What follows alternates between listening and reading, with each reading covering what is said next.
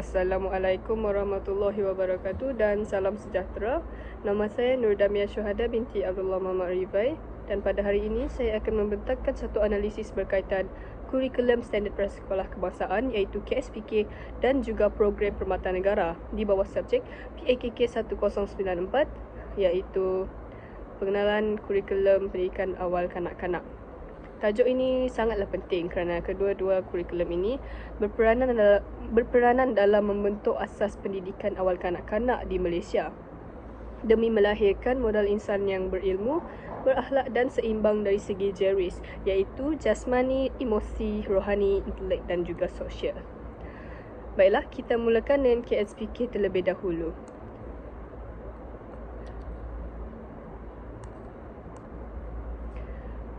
Kurikulum standard prasekolah kebangsaan berasaskan prinsip pembangunan menyeluruh kanak-kanak merangkumi jasmani, emosi, rohani, intelek dan sosial.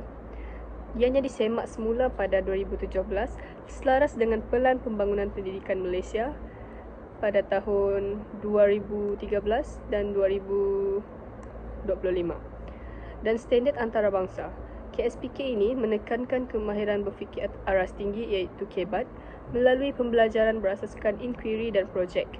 6 tunjang utama KSPK ialah komunikasi, kerohanian, sikap dan nilai, kemanusiaan, perkembangan fizikal dan estetika, serta sains dan teknologi. KSPK menekankan pembelajaran yang menyeronokkan, kreatif dan bermakna dengan aktiviti yang sesuai minat dan keperluan murid demi melahirkan generasi berilmu, berakhlak mulia dan berkeyakinan menghadapi masa depan. Seterusnya, matlamat KSPK adalah yang pertama, untuk memperkembangkan potensi murid berumur 4 hingga 6 tahun secara menyeluruh dan bersepadu dalam aspek jeris melalui persekitaran pembelajaran yang selamat dan menyuburkan serta aktiviti pembelajaran yang menyeronokkan, kreatif dan bermakna. Selain itu, matlamat KSPK juga ialah bagi meningkatkan kemahiran, menanam keyakinan dan membentuk konsep kendiri yang positif pada diri murid agar mereka bersedia untuk menghadapi cabaran dan mengikut pembelajaran seterusnya. Seterusnya ialah objektif KSPK. Terdapat banyak objektif, terdapat 9 objektif utama KSPK, iaitu yang pertama, menggunakan bahasa untuk berkomunikasi dengan berkesan. Yang seterusnya ialah mengamalkan nilai-nilai Islam dalam kehidupan seharian untuk murid yang beragama Islam. Yang ketiga ialah mengamalkan nilai-nilai murni masyarakat Malaysia. Yang keempat ialah menghargai dan peka terhadap budaya masyarakat Malaysia. Yang kelima, menyayangi dan menghargai alam sekitar. Seterusnya ialah memperkembangkan konsep kendiri yang positif dan keyakinan diri. Seterusnya ialah mempraktikkan amalan kesihatan, membina kecergasan badan dan menjaga keselamatan diri. Dan yang ke-8, mengembangkan daya kreatif dan estetika. Dan yang terakhir sekali ialah mengaplikasikan pemikiran kritis, kreatif dan inovatif serta kemahiran menyelesaikan masalah dalam pembelajaran dan kehidupan seharian. Seterusnya kita beralih kepada 6 tunjang dalam kurikulum standard prasekolah kebangsaan iaitu KSPK.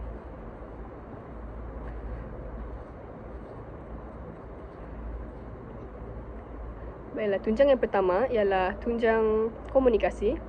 Tunjang komunikasi menekankan pendedahan berkemahiran berbahasa kepada kanak-kanak secara lisan dan tidak lisan dalam proses interaksi harian. Ia bertujuan membantu kanak-kanak menguasai kemahiran asas mendengar, bertutur, membaca dan menulis dalam bahasa Melayu serta memperkenalkan bahasa kedua seperti bahasa Inggeris. Selain itu, kanak-kanak juga dididik menggunakan bahasa badan, ekspresi muka dan isyarat sebagai bentuk komunikasi tidak lisan. Melalui interaksi ini, mereka dapat meluahkan idea, perasaan dan pendapat dengan lebih berkesan.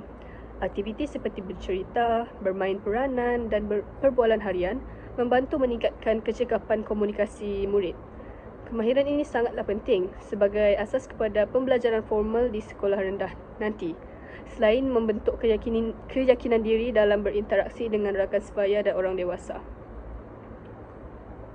Tunjang yang kedua ialah tunjang kerohanian, sikap dan nilai. Tunjang ini mengutamakan pembentukan sahsiah dan jati diri kanak-kanak melalui penghayatan amalan agama, kepercayaan, nilai-nilai murni dan sikap positif. Ia bertujuan membentuk kepribadian mulia seperti bersyukur, hormat menghormati, bertanggungjawab, ikhlas, sabar serta menjaga kebersihan diri dan persekitaran. Pengajaran nilai murni ini boleh diselitkan melalui cerita-cerita teladan, amalan harian seperti memberi salam, berdoa sebelum makan serta aktiviti sosial bersama rakan-rakan. Tunjang ini juga memperkenalkan asas kepercayaan agama yang dianuti supaya kanak-kanak mempunyai asas moral dan spiritual yang kukuh. Pendidikan nilai bukan sahaja membentuk sahsiah individu tetapi juga memupuk hubungan harmoni antara manusia dan meningkatkan kesedaran sivik. Tunjang yang ketiga ialah tunjang kemanusiaan. Dalam tunjang kemanusiaan, kanak-kanak diberi pendedahan tentang ilmu kemasyarakatan, budaya setempat, negara dan dunia global. Mereka dididik untuk memahami peranan diri dalam keluarga, sekolah dan masyarakat. Penerapan nilai patriotisme, perpaduan dan semangat cintakan negara turut ditekankan melalui aktiviti seperti sambutan Hari Kebangsaan, cerita tokoh nasional dan penceritaan tentang budaya berbilang kaum. Kanak-kanak juga diajar menghormati perbezaan budaya, adat resam dan agama lain. Tunjang ini membina asas kesedaran sivik, tanggungjawab sosial dan empati terhadap orang lain. Pemahaman tentang isu semasa secara asas seperti menjaga alam sekitar, keselamatan diri dan amalan hidup sihat turut disentuh bagi membentuk kanak-kanak yang lebih prihatin terhadap masyarakat dan dunia sekeliling mereka. Tunjang yang seterusnya ialah keterampilan diri. Tunjang ini menekankan pembangunan kepimpinan, keyakinan diri, sahsiah dan daya kepimpinan dalam kalangan kanak-kanak. Aktiviti-aktiviti kurikulum dan kokurikulum seperti sukan, persembahan pentas, permainan berpasukan dan aktiviti berkumpulan memberi peluang kepada mereka untuk menonjolkan bakat kepimpinan, membuat keputusan dan bertanggungjawab. Tunjang ini juga menggalakkan pembentukan imej positif tentang diri, keberanian untuk mencuba, kemahiran menyelesaikan masalah serta kemampuan berinteraksi dengan rakan sebaya. Sikap berdikari, daya tahan dan disiplin juga turut dipupuk melalui latihan harian. Secara keseluruhannya, keterampilan diri membantu kanak-kanak menjadi individu yang yakin, mampu berfikir kritis, kreatif serta mampu bekerjasama dalam apa jua situasi.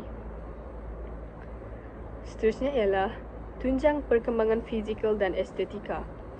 Tunjang ini memberi penekanan kepada perkembangan jasmani kanak-kanak yang sihat dan aktif serta pembinaan daya imajinasi dan apresiasi terhadap keindahan.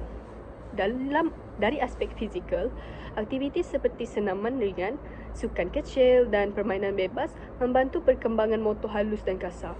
Kanak-kanak diajar tentang penjagaan kesihatan, pemakanan seimbang dan keselamatan diri.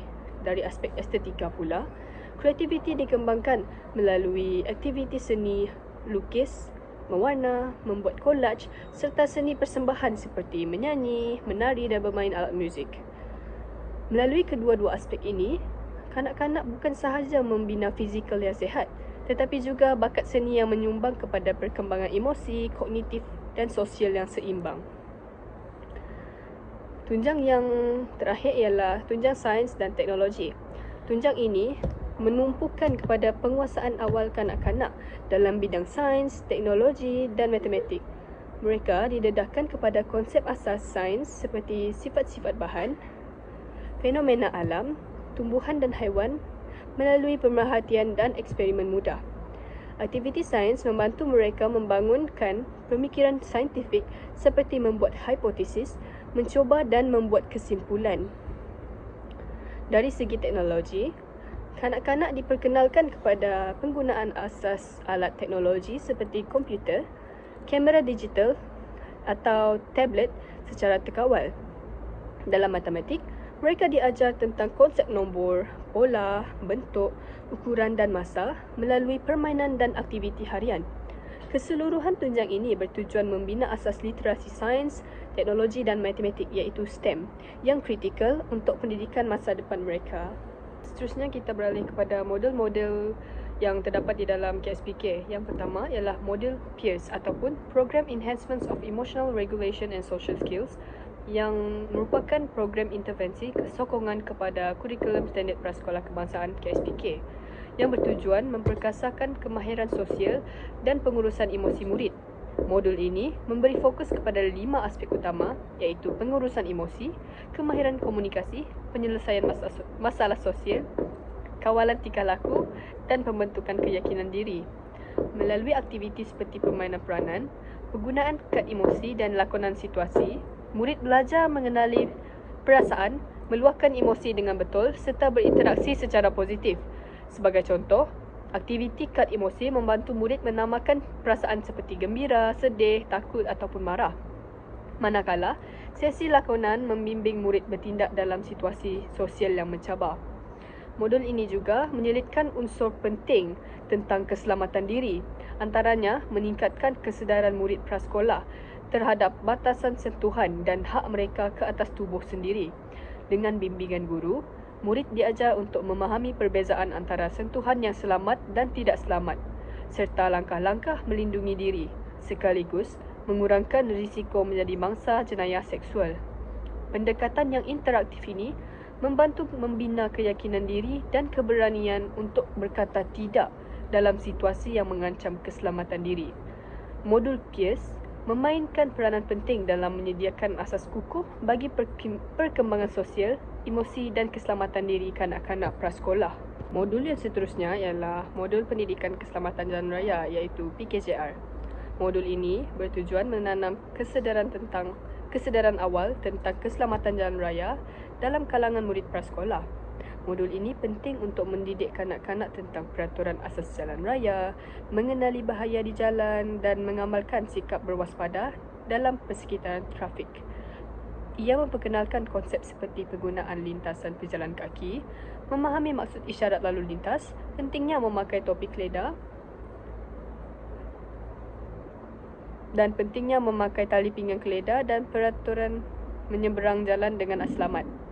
Aktiviti pengajaran berbentuk simulasi jalan raya mini, permainan papan, lagu keselamatan serta lakonan sering digunakan untuk menjadikan pembelajaran lebih menyeronokkan dan berkesan. Contohnya, murid-murid diajar melintas jalan raya menggunakan zebra crossing ataupun lintasan zebra buatan dalam kelas sambil memahami maksud warna lampu isyarat, iaitu lampu hijau untuk jalan dan merah untuk berhenti. Modul ini turut membina kemahiran membuat keputusan cepat dan bijak semasa berdepan dengan situasi sebenar di jalan raya. Selain itu, aspek keselamatan peribadi juga diselitkan dengan mengingatkan murid agar sentiasa berada dalam kawalan orang dewasa ketika berjalan di tempat awam untuk mengelakkan risiko dicolek atau menjadi mangsa jenayah. Melalui pendedahan awal ini, diharapkan murid membentuk tabiat keselamatan jalan raya yang kekal hingga dewasa, sekaligus menyumbang kepada pengurangan risiko kemalangan dan keselamatan diri yang lebih terjamin.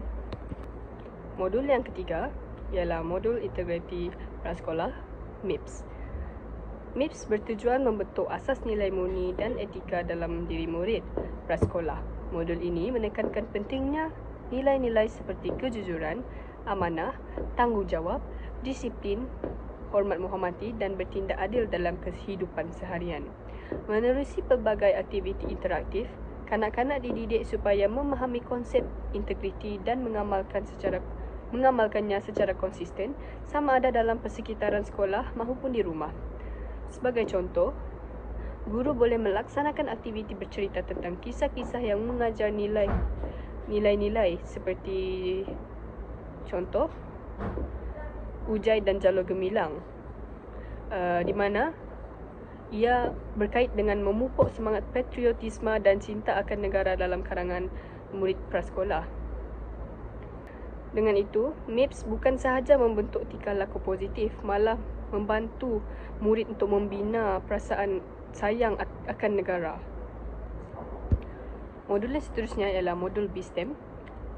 Modul BSTEM dalam konteks kurikulum standard prasekolah kebangsaan adalah pendekatan yang mengintegrasikan keempat-empat disiplin dalam proses pengajaran dan pembelajaran untuk memperkembangkan kemahiran asas kanak-kanak.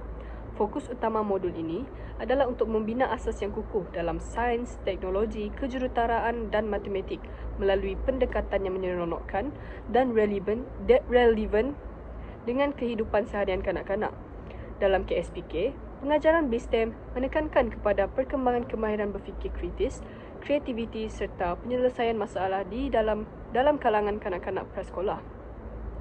Modul ini menggalakkan pembelajaran melalui aktiviti praktikal yang melibatkan eksperimen sains, penerokaan teknologi, serta pembelajaran berasaskan permainan yang dapat meningkatkan pemahaman konsep-konsep asas dalam bidang matematik dan kejuruteraan. Dengan menggunakan kaedah pembelajaran berasaskan pengalaman, kanak-kanak dapat lebih mudah memahami hubungan antara teori dan aplikasi praktikal dalam dunia nyata. Ini juga membantu meningkatkan minat kanak-kanak terhadap bidang STEM. Seterusnya, menyediakan mereka untuk menghadapi cabaran dalam pendidikan dunia kerjaya masa hadapan. Seterusnya ialah modul Civic. Modul Civic ini bertujuan untuk membentuk nilai dan sikap positif dalam diri kanak-kanak, sekaligus memupuk kesedaran tentang peranan mereka dalam masyarakat dan negara. Modul ini memberi penekanan kepada pengembangan aspek kemanusiaan, kewarganegaraan serta tanggungjawab sosial sejak usia prasekolah. Dengan mempelajari nilai-nilai murni seperti hormat menghormati, kejujuran, kerjasama dan toleransi, kanak-kanak didedahkan kepada amalan hidup yang baik dalam kehidupan seharian mereka. Dalam KSPK, pembelajaran civic dilakukan melalui aktiviti-aktiviti yang membina pemahaman kanak-kanak tentang peranan mereka dalam keluarga, komuniti dan negara. Kanak-kanak juga diberi peluang untuk memahami dan menghargai kepelbagaian budaya, agama dan adat resam masyarakat Malaysia. Aktiviti seperti permainan berpasukan, drama dan cerita rakyat digunakan untuk menguatkan nilai-nilai civic dan moral. Modul ini tidak hanya memberi fokus kepada pengajaran teori tetapi lebih kepada penghayatan dan aplikasi nilai-nilai dalam kehidupan harian kanak-kanak. Dengan ini, kanak-kanak diharapkan dapat membesar menjadi individu yang bertanggungjawab, penyayang dan berdaya saing dalam masyarakat yang harmoni. Baiklah, seterusnya ialah CEFR, Common European Framework of Reference for Languages. Dalam konteks kurikulum standard prasekolah kebahasaan, bertujuan untuk membimbing kanak-kanak dalam penguasaan bahasa melalui tahap-tahap berstruktur selaras dengan standard bahasa kebangsaan. Modul ini memberi fokus kepada pembangunan kemahiran bahasa terutamanya dalam bahasa Melayu dan bahasa Inggeris berdasarkan tahap pencapaian yang jelas dan boleh diukur sesuai dengan kemampuan kanak-kanak prasekolah. Dalam KSPK, CEFR membantu guru untuk merancang pengajaran bahasa yang mengikut tahap perkembangan bahasa kanak-kanak dengan menekankan kemahiran mendengar, bercakap, membaca dan menulis. Pengajaran melalui modul CEFR adalah berasaskan kepada pengalaman langsung di mana kanak-kanak diberi peluang untuk berinteraksi dalam situasi komunikasi yang realistik dan bermakna. Modul ini memfokuskan kepada pembelajaran yang menyeronokkan dan berorientasikan aktiviti yang merangkumi permainan bahasa, lagu, cerita dan perbincangan untuk memperkaya kosakata dan fahaman bahasa kanak-kanak. Selain itu, CEFR juga menggalakkan pembelajaran bahasa secara bersepadu di mana kanak-kanak lebih mengaitkan bahasa dengan budaya dan kehidupan seharian mereka, menjadikan pembelajaran lebih relevan dan menarik. Dan yang terakhir ialah model 3R. Dalam konteks kurikulum standard prasekolah kebahasaan, merujuk kepada konsep reduce, reuse, recycle iaitu kurangkan, guna semula dan kita semula yang bertujuan untuk mengembangkan kesedaran alam sekitar di dalam kalangan kanak-kanak prasekolah. Modul ini memberi tumpuan kepada pembentukan sikap dan amalan yang bertanggungjawab terhadap alam sekitar dengan memperkenalkan konsep kelestarian alam dan pengurusan sisa dari peringkat awal. Melalui aktiviti-aktiviti yang menyeronokkan dan interaktif, kanak-kanak diberi peluang untuk memahami kepentingan mengurangkan penggunaan barang sekali pakai, menggunakan semula bahan-bahan yang masih boleh digunakan, serta mengitar semula barang-barangan yang boleh diproses semula. Modul ini juga menggalakkan kreativiti kanak-kanak dalam menghasilkan barang baru daripada bahan terpakai, seperti membuat kraft tangan daripada bahan kita semula. Di samping itu, kanak-kanak dididik tentang pentingnya menjaga kebersihan persekitaran dan menghargai sumber alam.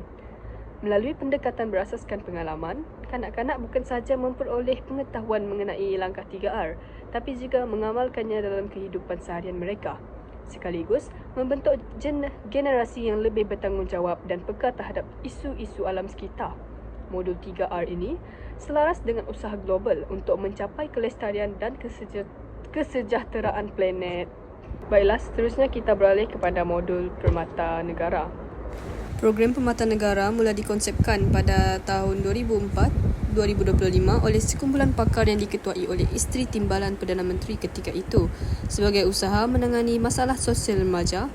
Pada April 2006, Majlis Penyelarasan Dasar Permata Negara dan Jawatan Kuasa Kerja Dasar Permata Negara ditubuhkan, disusuli dengan Penubuhan National Child Development Research Centre (NCDRC) di Universiti Pendidikan Sultan Idris bagi membangunkan kurikulum dan penyelidikan berkaitan. Pada Jun 2006, Jemaah Menteri meluluskan dasar setiap anak permata negara untuk membangunkan modal insan berkualiti. Projek perintis dilaksanakan pada 2007 di mana 5 pusat anak permata negara dengan dapatan menunjukkan perkembangan positif kanak-kanak. Kerajaan kemudian memperluaskan program ini ke taska kelolaan agensi kerajaan dengan peruntukan 20 juta dalam RMK9. Pada 2008, Dasar Asuhan dan Didikan Awal Kanak-kanak Kebangsaan diluluskan, melibatkan pelbagai kementerian dan agensi bagi memastikan pelaksanaan kurikulum permata negara yang berkesan. Penyelidikan pada 2010 mengesahkan keberkesanan program ini dalam meningkatkan perkembangan kanak-kanak. Sebelum dasar ini, Akta Taska 1984 iaitu Akta 308 telah mengawal selia pendaftaran dan latihan pengasuh di bawah Jabatan Kebajikan Masyarakat, manakala Akta Kanak-kanak 2001 iaitu Akta 611 menjamin hak kanak-kanak terhadap pendidikan, perlindungan dan kesejahteraan sejajar dengan Konvensyen Hak Kanak-kanak PBB.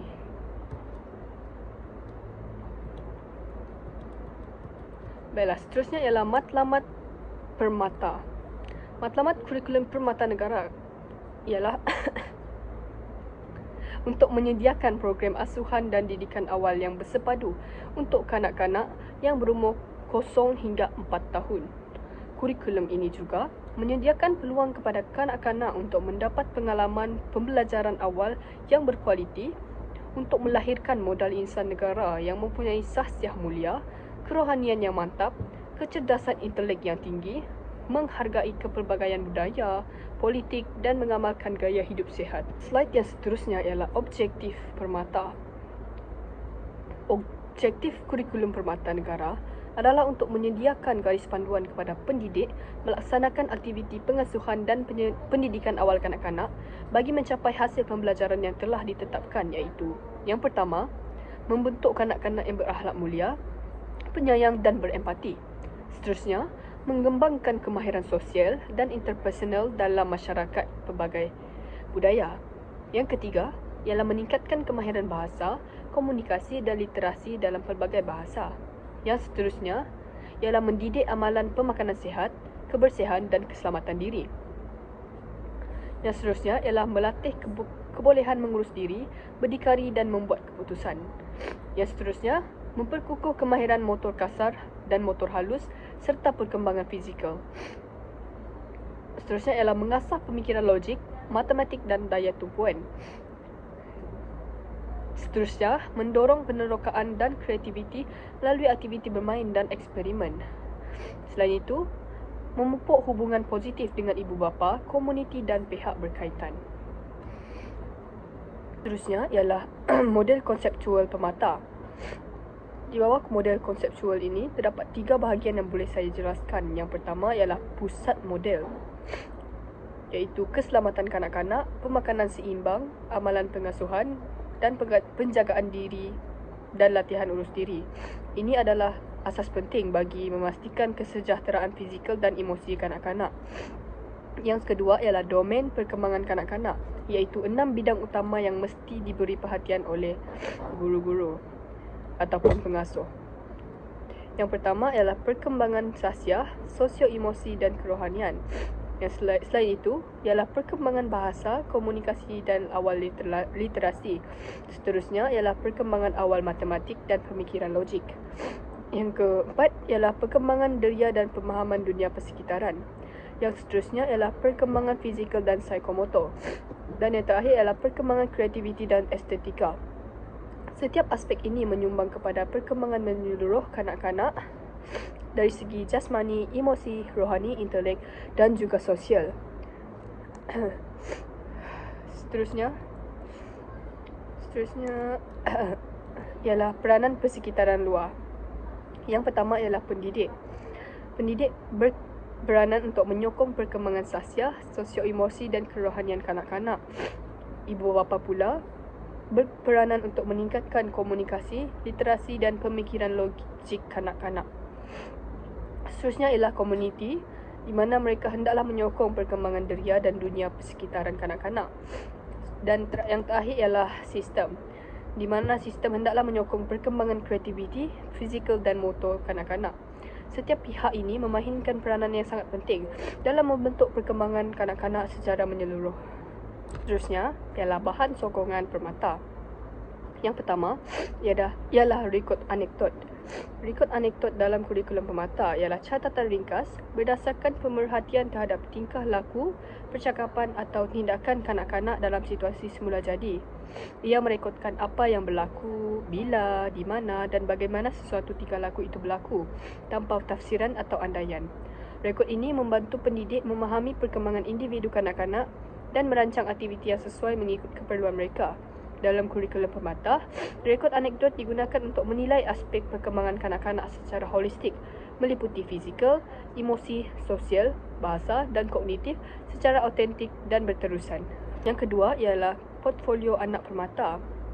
Portfolio anak permata ialah koleksi sistematik hasil kerja, rekod pemerhatian, foto dan dokumen perkembangan setiap kanak-kanak dalam program permata. Ia memaparkan pertumbuhan, pencapaian, minat dan keunikan individu kanak-kanak dalam pelbagai cara. Domain perkembangan seperti bahasa, kognitif, sosial, emosi dan fizikal. Portfolio ini disusun secara kronologi dan dikemas kini secara berkala oleh pendidik. Ia menjadi alat penting untuk menilai perkembangan kanak-kanak secara menyeluruh, merancang intervensi, berkomunikasi dengan ibu bapa serta mendorong refleksi terhadap pembelajaran kanak-kanak dalam suasana pembelajaran yang menyeronokkan dan bermakna. Seterusnya ialah log harian anak permata, di mana log harian anak permata ini ialah catatan harian yang merekodkan aktiviti rutin, perkembangan serta tingkah laku kanak-kanak sepanjang waktu mereka berada di pusat asuhan atau di taska. Ia biasanya melibatkan maklumat seperti waktu makan, tidur, aktiviti pembelajaran, interaksi sosial dan perubahan emosi kanak-kanak. Log ini membantu pendidik memantau kesejahteraan dan perkembangan harian setiap kanak-kanak secara konsisten. Selain itu, ia menjadikan medium komunikasi antara pendidik dan ibu bapa, membolehkan ibu bapa mengikut perkembangan anak mereka dan memahami pengalaman harian anak mereka di pusat permata.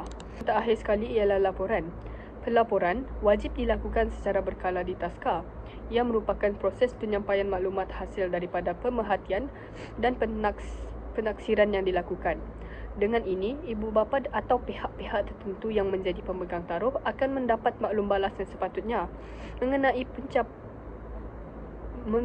pencapaian kanak-kanak dan keberkesanan pemakaian kurikulum permata negara.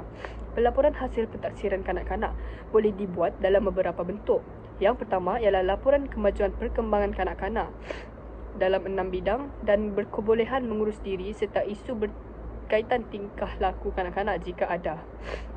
Yang kedua ialah laporan kesihatan. Ianya mengandungi maklumat pertumbuhan fizikal seperti ketinggian, berat, pemakanan, penyakit, alahan, tarikh vaksinasi atau imunisasi dan BMI.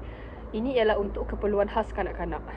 Dan yang terakhir ialah laporan ataupun maklumat biodata dan demografik kanak-kanak. Baiklah, ini ialah sebagai rujukan dan sekian daripada saya. Terima kasih.